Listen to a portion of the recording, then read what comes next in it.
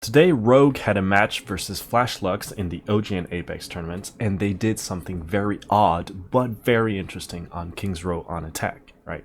So as soon as I saw this, I thought, like, I need to do like a small video about this, right? So we're gonna jump right into a game and talk about their composition and why it's weird, of course, but why it also makes sense, right? So they're on attack. They've managed to defend right after the first point, when they were on defense right before, and they go for this composition. I'm just gonna roll a tiny bit forward so that we can see a reinforced swapping to the brine,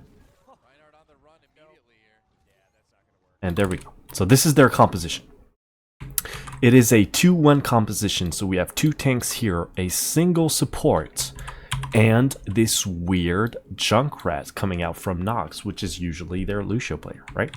So a few weeks ago, when I did a VOD review of the game, I think it was Conbox versus Team Envious, I talked about the Hanzo and the Widow being played together in a double kind of sniper composition where you could get picks with either of them, right?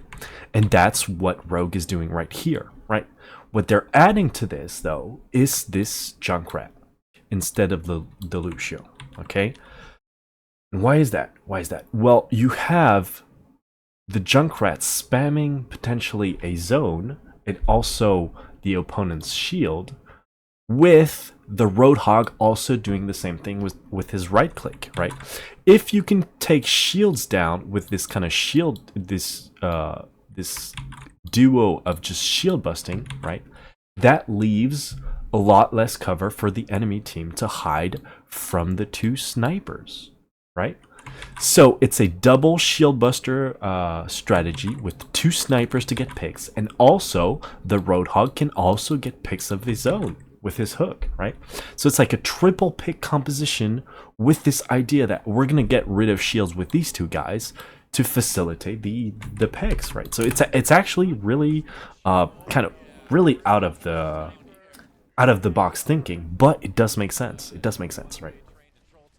So we used to see 2-1 compositions like these back in, I'd say, June, with just a Mercy as solo support. Just a Mercy as solo support. And this is just the new way of doing it, I guess, because now Mercy, you know, she's been nerfed a few times, and so it's really just Ana who has the biggest heal per second potential, right? So they have just Unko on the single Ana. They just slowly move in. If you're going for this kind of slow push style of trying to cap the first point, you don't necessarily need speed boost, which is why people used to do the Mercy only as solo support, right? And then they just get 2 tanks in there and then 3 DPS for more damage, right? So why does it make sense to slow push? Because on King's Row, you have on this first point a very distinct attacker's respawn advantage, right? So that means the in terms of spawns, the attacker spawns is much closer than the defender spawns. So any kind of 1-for-1 trade that you're doing, you're going to be able to come back to where the fight is much faster, much faster. So it gives a distinct advantage to the attack here, which is why pick comps make a lot of sense, right?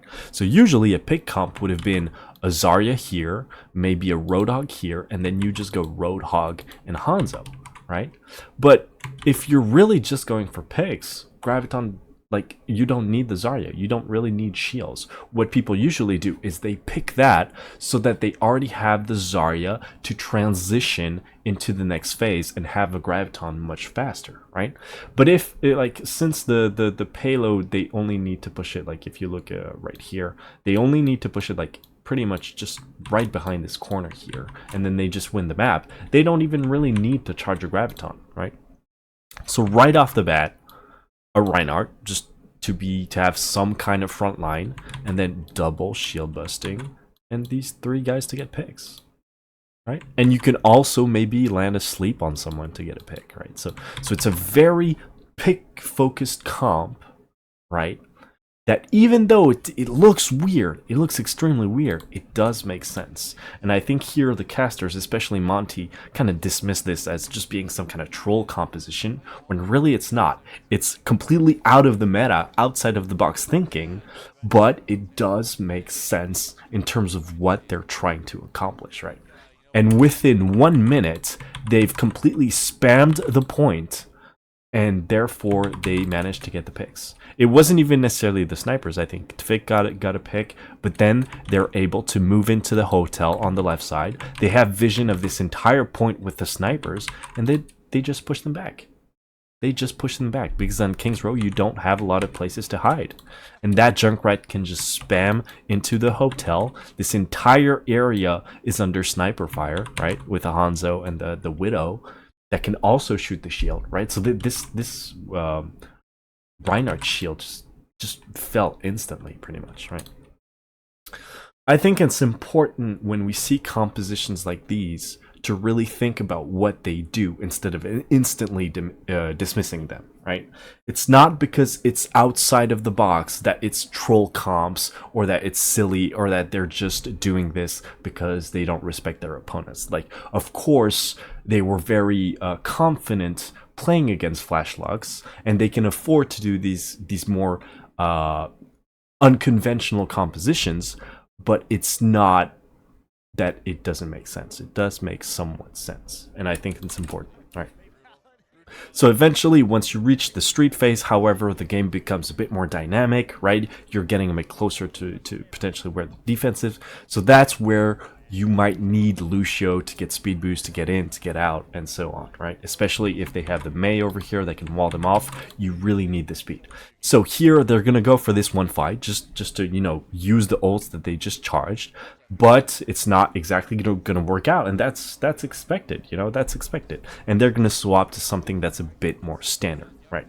But to limit this to, oh, they were just trolling first point and it happened to work, and then, oh, it doesn't work anymore, so we're just going to swap out because we're worried about losing, and that's kind of like what the casters were saying. I don't think it's very accurate in this specific situation.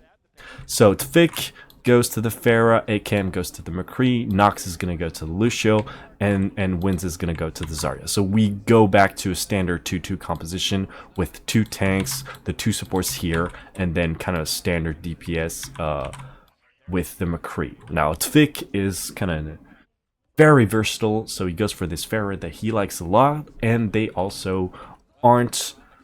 they're one of those teams that doesn't really feel like running a Mercy every time they go for Pharah, right? They kind of value Pharah as this not focusing on her with a combo with a Mercy, but just picking her for the sake of having this Pharah that can fly above and then have the barrage, right? So they're gonna lose the fight, but they're just gonna charge ults, and after a bit, like, I can continue the clip, but basically they are gonna close out the game based off of their good defense, so they didn't really need to push too far, right? And there they got it, right? So AKM made a tweet because like someone said, oh, it was a weird composition, and he said, weird comp, question mark? That's like one of the best comp we ever came up with. Now, while I think he was probably saying that with a bit of a smile on his face, I don't think Rogue is a team that just trolls and does random comps, right? They had a plan going in. We're gonna do this kind of odd composition that's gonna bust shields down, that's gonna go for picks with our snipers, and then second phase, when it doesn't work anymore, we're just gonna swap to something more standard and much more mobile.